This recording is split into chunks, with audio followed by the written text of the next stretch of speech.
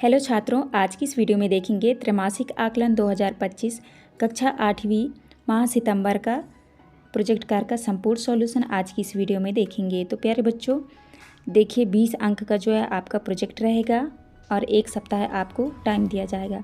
तो चलिए आज की इस वीडियो में देखेंगे संस्कृत प्रोजेक्ट कार्य के बारे में। देखिए पहला क्वेश्चन है, संस्कृत में कोई दो सुभाषितानी श्लोक लिखकर उसका अर्थ लिखिए। क्वेश्चन नंबर दूसरे में प्रत्येक के 5-5 नाम संस्कृत में लिखिए।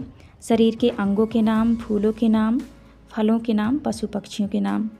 इसके बाद तीसरा क्वेश्चन में छत्तीसगढ़ के बारे में संस्कृत में 10 वाक्य लिखिए। तो चलिए देखते हैं। तो देखिए संस्कृत में 3 क्वेश्चन हैं, 3 में से आपको 2 करने हैं। तो चलिए संस्कृत के जो है आंसर देखते हैं।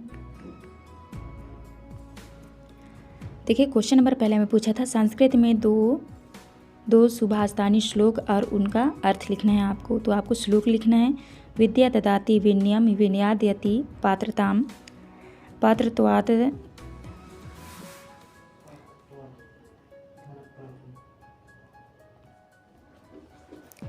विद्या ददाति विनयम विनयादयाति पात्रताम पात्रत्वात् धर्मोपनोति धनात् धर्म तथा सुखम। देखिए इसके अर्थ में आपको लिखना है, विद्या ज्ञान से विनम्रता आती है, विनम्रता से योग बनते हैं, योग्यता से धन प्राप्त होता है, धन से धर्म और धर्म से सुख मिलता है। आपको इस तरह से इस श्लोक के अर्थ लिखने हैं। इसके बाद देखिए दूसरा श्लोक है आपका, सत्यम ब्रूयात प्रिय ब्रूयात ना ब्रूयात सत्यम प्रियम प्रियम च नानात्रम ब्रूयात एस धर्म है सनातन है।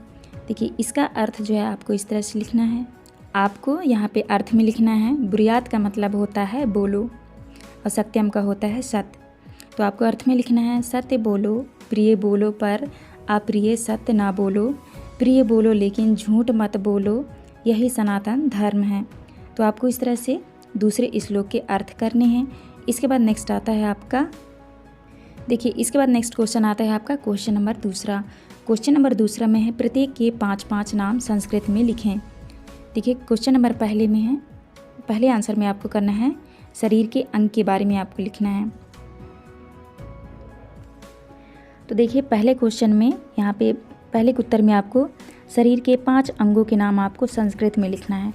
देखिए सिर का जो है संस्कृत होता है शीर्षम, आँखें का होता है नेत्रे और कान का होता है कर्णो, हाथ का हस्तो और फिर पाँव को संस्कृत में चरणों बोलते हैं। तो आप इस तरह से लिख लीजिएगा 5 अंगों के नाम। इसके बाद है आपका पुष्प। तो आपको जो है 5 पुष्पों के नाम आपको संस्कृत में लिखना है। देखिए यहाँ पे है कमल, तो कमल को संस्कृत में बोलते हैं पदम। तो कमल को संस्कृत में पदम बोलते हैं। इसके बाद देखिए मालती को संस्कृत में मालती बोलते हैं। यहाँ पे है चमेली का संस्कृत होता है मल्लिका, और फिर गुलाब का संस्कृत होता है गुलाब है, और चंपा का संस्कृत होता है चंपक है। आप इस तरह से 5 फूलों के नाम लिख लीजिएगा। इसके बाद देखिए नेक्स्ट है आपका तीसरे में है, आपको 5 फलों के नाम आपको संस्कृत में लिखना है। आम को संस्कृत में आम्रह बोलते हैं, केला को केला, और फिर अंगूर द्राक्षा, और यहाँ पे है आपका नारियल को संस्कृत में बोलते हैं नारिकेलम।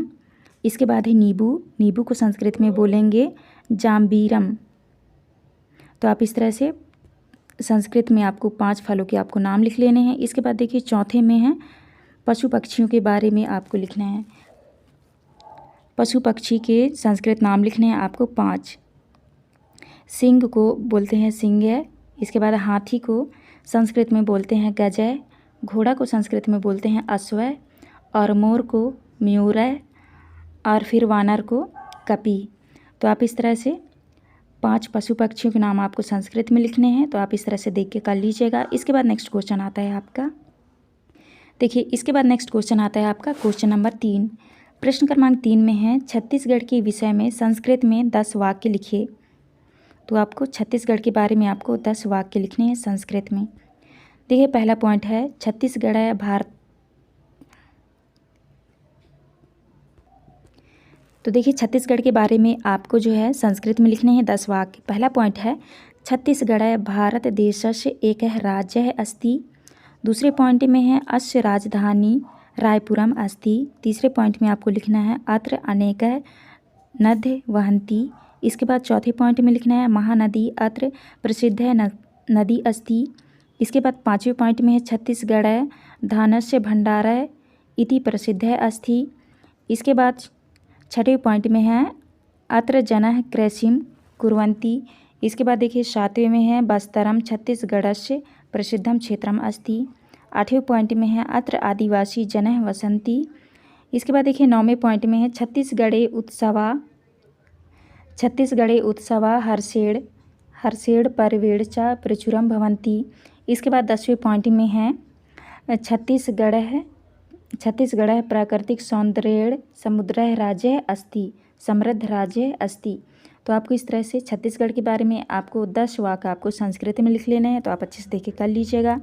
तो प्यारे बच्चों, यहाँ पे जो हमारी वीडियो कंप्लीट होती है, चैनल में न्यू है तो चैनल सब्सक्राइब जरूर करिएगा, जिससे कि आने वाली हर एक वीडियो की नोटिफिकेशन जो है आपको मिल सके। तो चलिए मिलते हैं अब नेक्स्ट वीडियो में।